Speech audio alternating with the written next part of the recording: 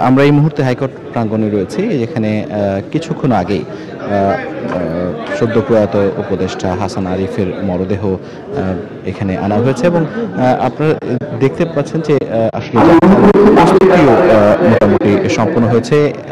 এই 11টাতেই জানাজা হওয়ার কথা আছে, দু একজন গেস্টের অপেক্ষায় আছেন। আমরা দেখতে পাচ্ছি হাইকোর্টের যারা আইনজীবী, দীর্ঘদিনের তাদের সহকর্মী, তারা এখানে উপস্থিত হয়েছেন। একই সঙ্গে এক দুজন উপদেষ্টাকেও আমরা দেখতে পেয়েছি যারা গতকালকে জানাজা মিস করেছেন, আসতে পারেননি।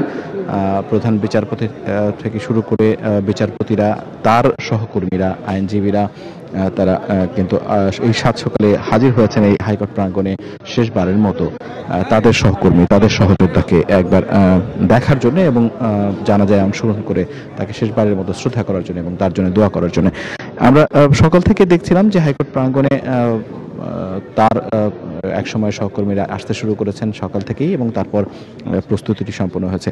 এরপর আমরা যেটি জানি যে আরও একটি জানাজা তার আজকেই অনুষ্ঠিত হবে, সেটি বাংলাদেশ সচিবালয়ে, যেখানে তিনি একাধিকবার কাজ করেছেন। এর আগে উপদেষ্টা ছিলেন, আইন উপদেষ্টা 2008-09 সালে, এবং এখন এই সর্বশেষ তিনি যে পদে ছিলেন ভূমি এবং বেসামরিক বিমান ও পর্যটন মন্ত্রণালয়ের উপদেষ্টা হিসেবে, সেই কর্মক্ষেত্রে তাকে নেওয়া হবে এবং সেখানে তার পরের জানাজাটি অনুষ্ঠিত হবে।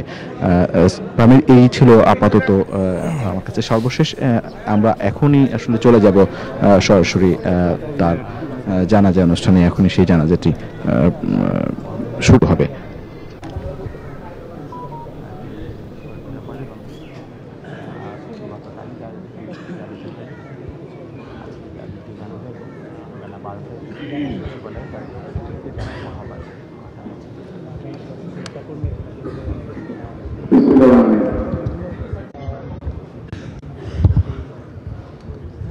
বাংলাদেশ সুপ্রিম কোর্টের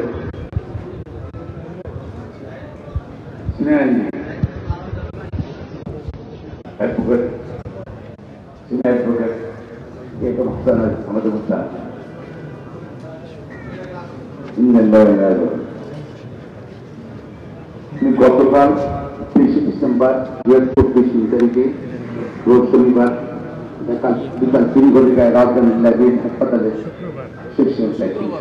শুক্রবার, শনিবার না, হাসানের 41 সালে কলকাতায় এক মুসলিম পরিবারে জন্মগ্রহণ করেন। তার পিতা ছিলেন মরম হাফিজ ইউসুফ। তিনি কলকাতার কলেজ থেকে মাধ্যমিক ও উচ্চ মাধ্যমিক পাশ করেন এবং কলকাতা বিশ্ববিদ্যালয় থেকে স্নাতক ডিগ্রি লাভ করেন। তিনি 1967 সালে ভারতের তথ্য মূল্যায়ন